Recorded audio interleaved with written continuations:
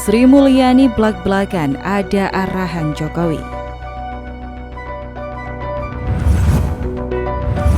Mendapatkan arahan mengenai bagaimana untuk menavigasi situasi saat ini ya, terutama pada kondisi transisi.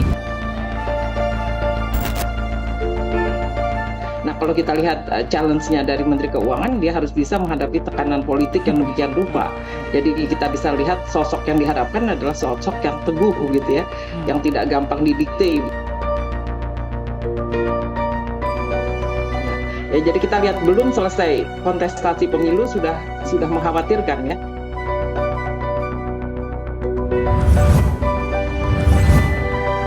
Kasakusuk elit politik amat kencang diperbincangkan setelah kemenangan hitung cepat Prabowo Gibran muncul temuan dugaan kecurangan yang diungkap berbagai kalangan. Input data Sirekap banyak kesalahan, proses rekapitulasi di beberapa daerah pun dihentikan. Belum lagi pemungutan suara ulang dan lanjutan terjadi di banyak TPS. Sementara itu, Presiden Joko Widodo bertemu dengan kawan lama, yakni Ketua Umum Partai Nasdem Surya Paloh, kemudian kemarin Menteri Keuangan Sri Mulyani, yang sempat berbeda jalan di Pilpres 2024. Jokowi pun buka suara, dirinya hanya sebagai jembatan untuk semua. Melihat drama seperti ini jadi teringat Gus Dur yang pernah ngedumel dengan mengatakan masa depan bangsa tak bisa diselesaikan hanya dengan pertemuan para tokoh politik. Namun ketika Gus Dur diangkat menjadi Presiden RI, ia juga berkasakusuk dengan para elit politik. Itu maknanya dalam negara yang menjalankan sistem demokrasi. Politik elit kita memang elitis. Kalau elit tidak elitis, mungkin elastis. Buah nyatanya, pasca pertemuan Surya Paloh dengan Presiden Jokowi dan Menteri Keuangan Sri Mulyani juga merapat ke istana kemarin. Sri Mulyani mengaku mendapat arahan dari Presiden Jokowi. Adapun arahan itu salah satunya membantu nagiasi situasi saat ini. Sri Mulyani diminta turut mempersiapkan transisi kepemimpinan mendatang. Dikutip dari Kompas.com, hal itu disampaikan Sri Mulyani saat ditemui di Kompleks Istana Kepresidenan. Pihaknya mengaku mendapat arahan dari Jokowi dalam pertemuan di Istana Kepresidenan. Sri Mulyani mengaku arahan itu terkait membantu navigasi situasi ekonomi sebagai persiapan transisi kepemimpinan mendatang. Meskipun Presiden Jokowi akan lengser dan digantikan dengan sosok kepala negara baru, Sri Mulyani dengan jawaban menohok menegaskan belum ada komunikasi dengan calon pemimpin negara selanjutnya. Saat ini, mantan Direktur Pelaksana Bank Dunia itu justru mengaku akan lebih fokus berkoordinasi kepada Jokowi. Mendapatkan arahan mengenai bagaimana untuk menavigasi situasi saat ini ya, terutama pada kondisi transisi. Ada sinkronisasi dengan pemerintahan yang selanjutnya sudah dibahas kan? Nanti itu Bapak Presiden lah ya. Aku ngurusin APBN aja, tapi ya memang nanti kan tidak terhindarkan itu akan harus ada pembahasan antara pemerintah sekarang dengan yang akan datang. Tapi dengar-dengar sudah ada bocoran kabinet Prabowo Gibran.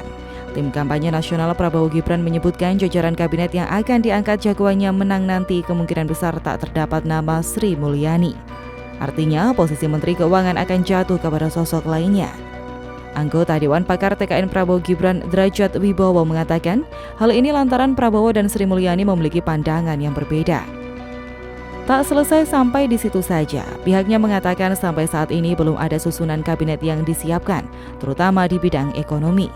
Sebab sampai saat ini belum ada pertemuan dari para ketua partai politik. Menurutnya, susunan kabinet akan disusun setelah ada diskusi antar para parpol. Kemungkinan akan dilakukan setelah pengumuman resmi hasil pemilu 2024 dari KPU. Namun, Derajat kembali menekankan hasil akhirnya akan dipastikan usai ada hasil resmi dari KPU. Apalagi, Prabowo menginginkan gerbongnya nanti adalah yang mempunyai misi sama dalam memajukan Indonesia. Menariknya, merespon hal itu, ekonom UI Nina Sapti Triaswati mengatakan, pentingnya kabinet baru di sini orang-orang profesional dan sangat meritokrasi yang memahami bidangnya. Iya, kalau saya melihatnya perlu Indonesia itu memerlukan orang yang profesional ya, jadi sangat meritokrasi. Diharapkan dia memahami bidangnya.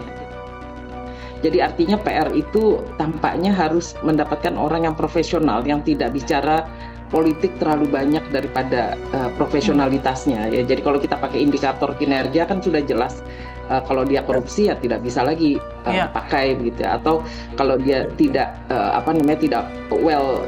tidak jelas ya appointment-nya, itu juga harus cepat gitu. Dan ini yang saya lihat masih lambat ya. Di bidang BUMN, saat ini korupsi masih menjadi musuh sehingga harus ditangani oleh profesional yang tidak terlalu banyak terkait politik. Selain itu, Menteri Keuangan harus dipegang oleh profesional yang teguh dan tidak gampang didikte karena cukup berat menghadapi tekanan politik dan menekan jumlah utang. Selain itu, dibutuhkan kabinet dalam pemerintahan 2024-2029 utamanya di sektor ekonomi untuk mengatasi berbagai persoalan ekonomi, baik inflasi, kemiskinan, hingga PHK.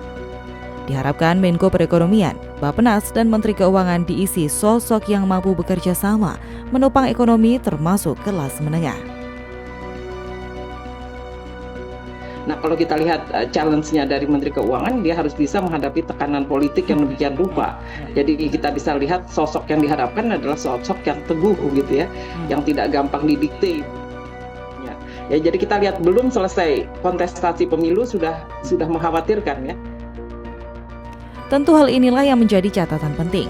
Apalagi dalam waktu yang bersamaan, massa berada di depan gedung Bawaslu, antara yang menuntut Bawaslu bertindak atas kecurangan pemilu melawan pembela Bawaslu yang dikomandani oleh Hercules. Memang, Indonesia luar biasa. Rakyat yang pro dan rakyat yang kontra boleh bentrok fisik di ruang publik. Dan atas nama netralitas aparat sesuai arahan Presiden, aparat berjaga-jaga dengan azas netralitas dalam menangani konflik horizontal itu. Netral tidak memihak mana yang salah, mana yang benar. Baru akan bertindak ketika massa memberontak. Akhirnya, sembari menunggu proses perhitungan suara serta kelabakannya KPU dan Bawaslu menghadapi tekanan soal dugaan kecurangan Pilpres 2024, kita mungkin sudah mulai bisa melihat aksi-aksi para kandidat menteri.